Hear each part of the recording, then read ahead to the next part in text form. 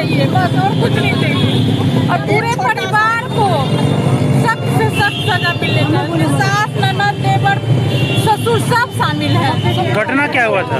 घटना कुछ हम लोग को कुछ पता ही नहीं चला। सब लोग बोले कि आपकी बेटी फांसी लगा ली है। रात को 10:30 बजे रात को हम लोग से बात हुई है, लेकिन ऐसा कोई सिचुएशन नहीं था कि फांसी लगा ले। 1.5 साल का उसका बच्चा है। वो लड़की, कोई भी माँ 1.5 साल के बच्चा को छोड़ के फांसी लगा सकती है? कोई भी माँ कभी नहीं लगाएगी, कभी नहीं। अब चाहते क्या आप ये बताइए? हम अभिषेक दुबे को फांसी की सजा हो और उसकी सास को, दोनों को फांसी हो, बाकी सबको उम्र कैद की सजा हो। बस हम यही चाहते हैं। आज ये ऋचा मिश्रा के साथ जो हुआ है, कल हो के किसी और ऋचा मिश्रा के साथ ना हो, ये हमारे लिए बहुत ही शर्म की बात है। ये पूरे पलामू पूरे देश के लिए शर्म की बात है। आए दिन ऐसी दहेज लोग ये ऋचा मिश्रा को ये आहुति देते हैं और दहेज की लिए प्रताड़ित करते हैं। और हम लोग चाहेंगे कि ऋचा मिश्रा के साथ न्याय हो, उन दहेज लोभियों और उनके हत्यारों को फांसी की सजा मिले, क्योंकि ये आज एक समाज के लिए बहुत ही कलंकित का दिन है। क्योंकि एक दहेज के लिए एक लड़की को प्रताड़ना किया गया और उस लड़की को आज मौत के घाट उतार दिया गया। एसपी साहब से, डीसी साहब से मैं आग्रह करना चाहूँगी कि तुरंत इस पे एक्शन ले और उसके पूरे परिवार को जेल में डाला जाए और जेल में डालने के बाद फर्स्ट ट्रायल करके उनको फांसी की सजा दी जाए। चाक को जैसे लोगों ने मारा है वैसे ही उसके पूरे परिवार को फांसी मिलनी चाहिए, खासकर लड़के को। क्योंकि लड़की की शादी एक लड़के से इसलिए उनके विश्वास पे की जाती है, उनके परिवार के विश्वास पे, क्योंकि उनके घर में भी बेटी है। लेकिन वो लोग कैसे हिम्मत किए एक लड़की को इस तरह से करने की, और ऊपर से मतलब छुपाने की कोशिश कर रहे हैं। इतना धनी होने के बावजूद सारे पैसे से दबाने की कोशिश कर रहे हैं। ऐसा एकदम नहीं होना चाहिए। हमें एसपी साहब से अनुरोध है और डीसी साहब से कि आप लोग जल्द से जल्द, चूँकि 10 दिन बीत चुके हैं और इस पर कोई कार्रवाई नहीं हुई है, इसलिए आप लोग से नम्र निवेदन है कि आप लोग इस पर जल्द से जल्द कार्रवाई करके उन लोगों को फांसी की सजा दें। हम लोग आज ऋचा मिश्रा के साथ जो घटना घटी उसके इंसाफ की लड़ाई लड़ रहे हैं। हम लोग कई दिनों से हम लोग इसके लिए फाइट कर रहे हैं सोशल मीडिया के जरिए और लोगों को भी अवेयर कर रहे हैं। अभी लगभग 8-10 दिन होने जा रहा है, लेकिन अभी तक पूरे दोषियों की गिरफ्तारी नहीं हुई है पूरे परिवार की। हम लोग चाहते हैं कि जो भी लोग इसमें इन्वॉल्व है, जो भी हत्या में इन्वॉल्व है, उन लोग के साथ भी वही हो जो ऋचा के साथ हुआ। और कड़ी से कड़ी सजा अगर मिलती है तो दहेज हत्याएं बंद होगी, रुकेगी। हम लोग नहीं चाहते हैं कि फिर हम लोग को कभी कैंडल मार्च निकालना पड़े और किसी बेटी के इंसाफ के लिए लड़ना पड़े। ऑटोमेटिक अगर दहेज हत्या बंद होती है तो हम लोग ऐसा नहीं करेंगे। लेकिन हत्यारों को भी लगना चाहिए, दोषियों को भी लगना चाहिए कि कड़ी से कड़ी सजा है, इसके लिए प्रावधान है। इसके लिए अगर कानून, अगर पुलिस अपना काम सही ढंग से करेगी तो कोई भी हिम्मत नहीं करेगा ऐसे घटना को अंजाम देने का। ये तो गलत घटना है, किसी का भी माई बेटी बहन है। तो क्या चाहते हैं? हम चाहते हैं उसको सब काट के और नमक का मिर्चाई छिड़को बदन में, फांसी नहीं, टुकड़ा टुकड़ा काट के नमक और मिर्चाई छिड़को कोर्ट मैदान में, तब इसका सजा होगा।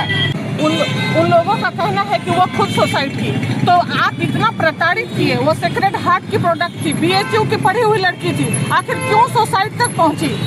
उससे आज के समय में लकड़ी पर खाना बनाया जाता था। 4 बजे उठ के लड़की झाड़ू पोछा बर्तन करती थी और धान सुखाती थी। आज के लड़की कौन ये काम कर रही है? पढ़ी लड़की उसको इतना प्रताड़ित किया गया।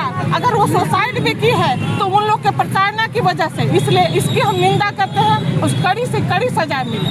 आज हम लोग आए हैं यहाँ डाल्टनगंज से कैंडल मार्च लेकर के, और हम लोग चाहते हैं, दीदी लोग सारे महिलाएं चाहते हैं कि जो ऋचा मिश्रा के साथ हुआ ना वो किसी के साथ ना हो।